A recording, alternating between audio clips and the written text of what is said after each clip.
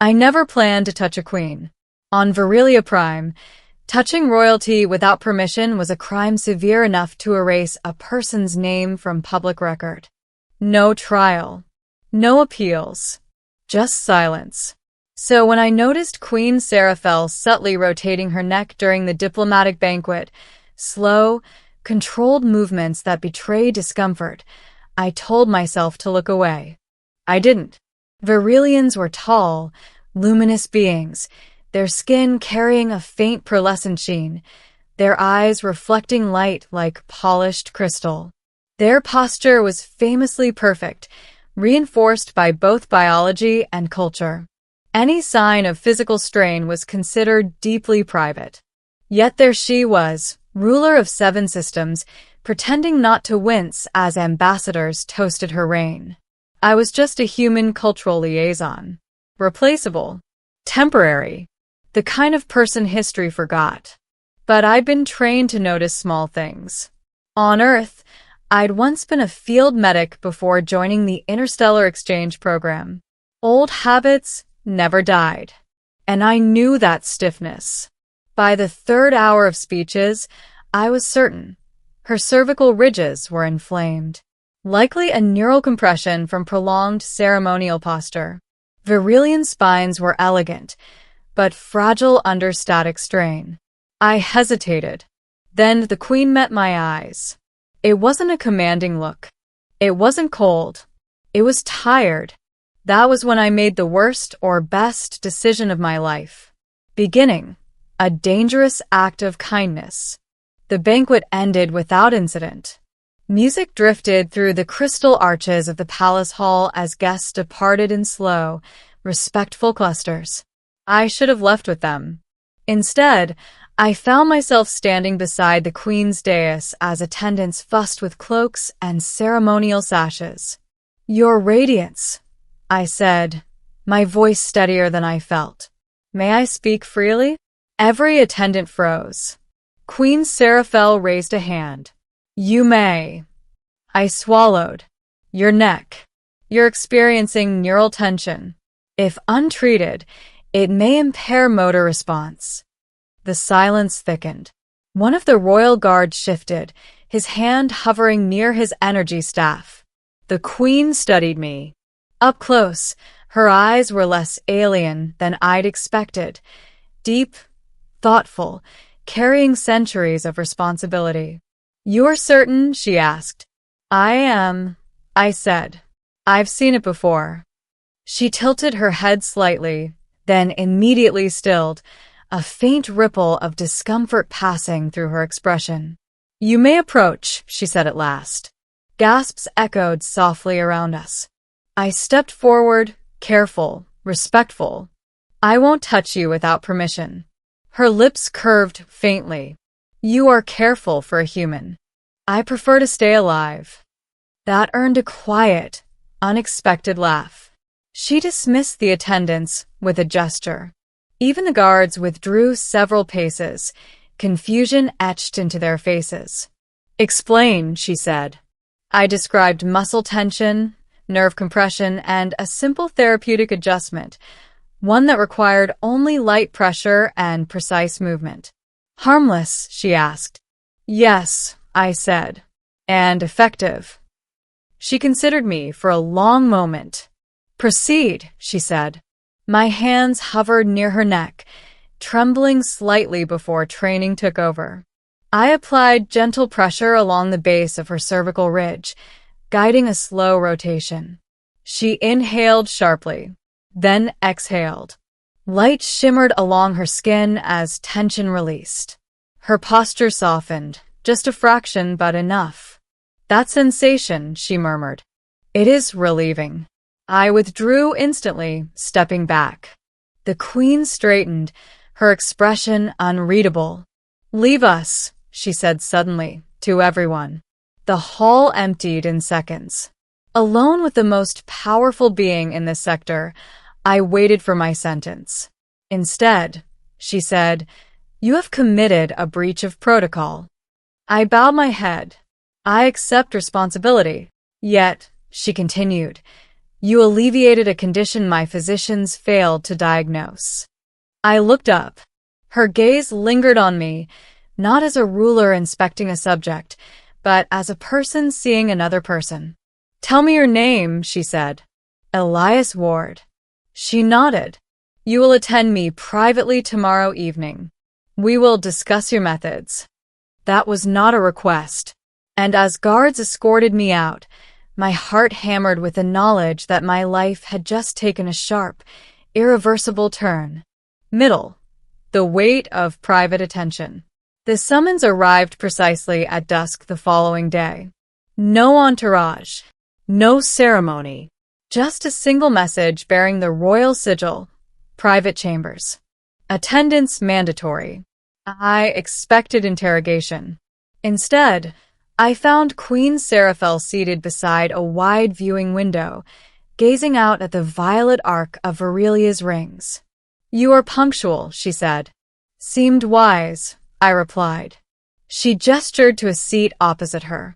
Sit. I did. She wore no crown, no formal regalia, just a flowing garment of pale silver fabric that moved like liquid light. You disrupted my sleep, she said calmly. My stomach dropped. I'm sorry. Because, she continued, for the first time in many cycles, I slept without pain. I blinked. She turned toward me. You possess knowledge our healers lack. Why? I explained earth medicine, improvisation, and the necessity of adaptability in less technologically supported environments. She listened intently. Then, after a pause, she said, My neck remains improved, yet there is residual stiffness. I understood immediately. May I asked. She inclined her head. This time, the adjustment was slower, more deliberate. I could feel subtle shifts beneath my fingertips, alien anatomy responding in familiar ways. Her breathing steadied. I trust you, she said quietly.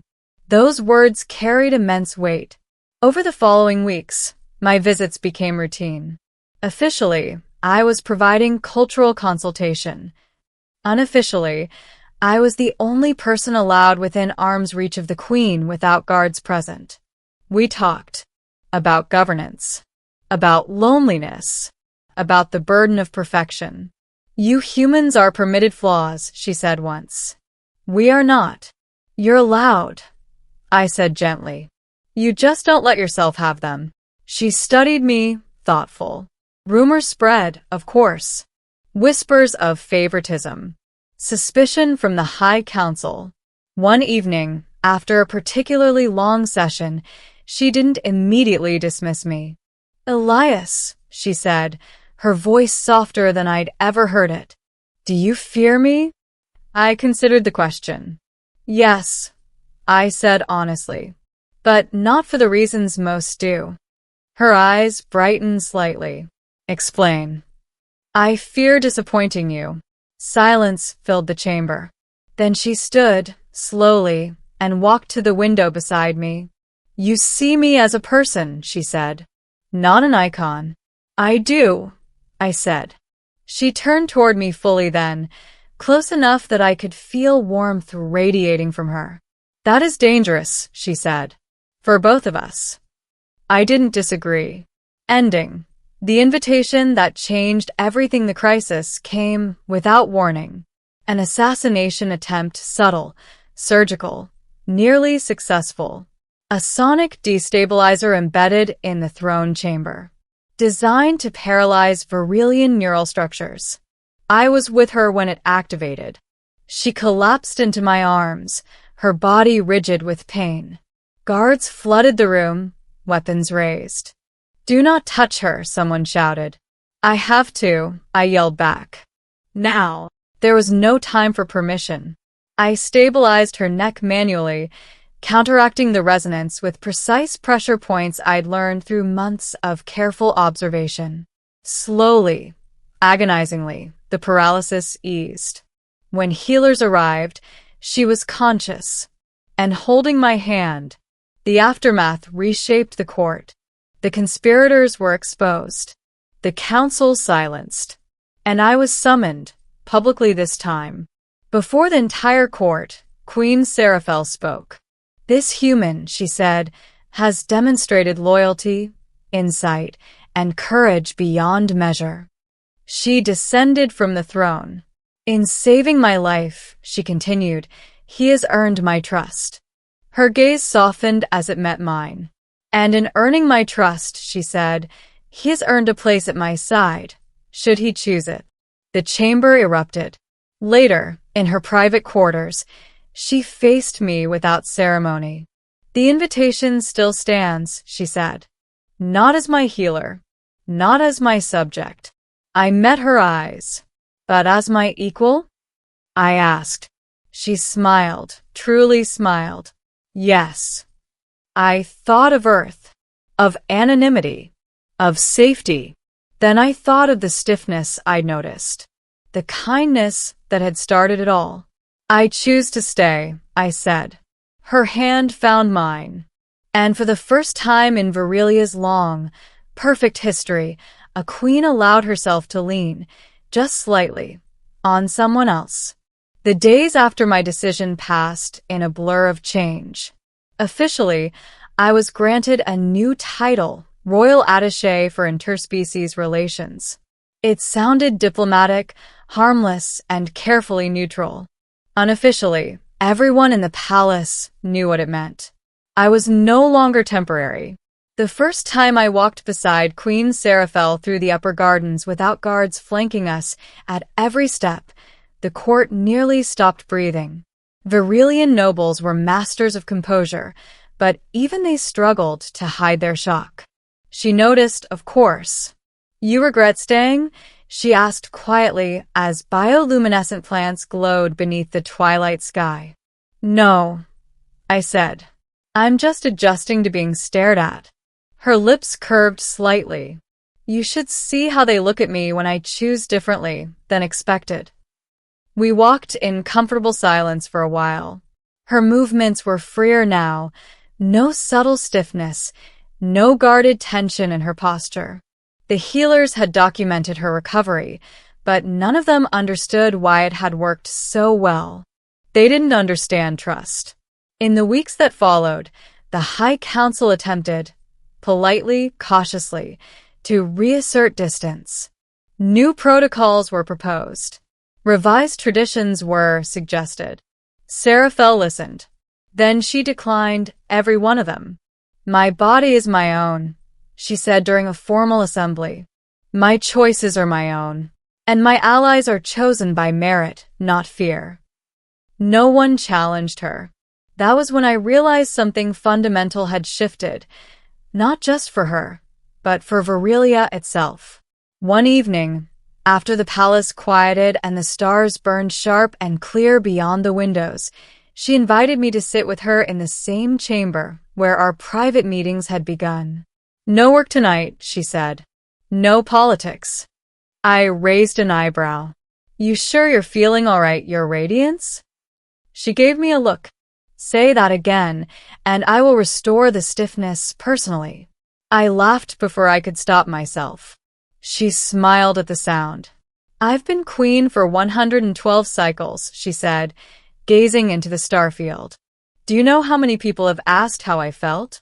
I didn't answer. Very few, she continued. Fewer still who waited for the answer. She turned toward me then, not towering, not distant, just present. You began this by noticing my pain, she said. Not because it threatened my reign. Not because it earned you favor, but because you cared. I swallowed. I didn't think that far ahead. I know, she said softly. That is why it mattered. She reached out, not to command, not to claim, but simply to rest her hand against mine. Virelian skin was warm, steady. I will not pretend the future will be simple, she said. You will face resentment. I will face resistance. Tradition does not yield easily. I didn't come here for easy, I replied. Her eyes searched my face, as if committing it to memory. Then stay, she said. not as a symbol, not as a curiosity. She tightened her fingers slightly. Stay as the one who reminds me that even queens are allowed to be human. I stayed. Years later, historians would debate when the Virilian Renaissance truly began. Some would cite policy reforms. Others would point to the first human Virilian alliance charter. A few would whisper about a queen who stopped pretending she never felt pain.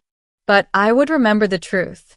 It began with a stiff neck, with a quiet act of kindness, with a private invitation that changed the course of 2 lives and an entire empire. And every night, when the stars reflected in the palace glass and Seraphel finally allowed herself to rest, I knew I had made the right choice. Not because she was a queen, but because she was someone who had finally learned she didn't have to carry the weight alone.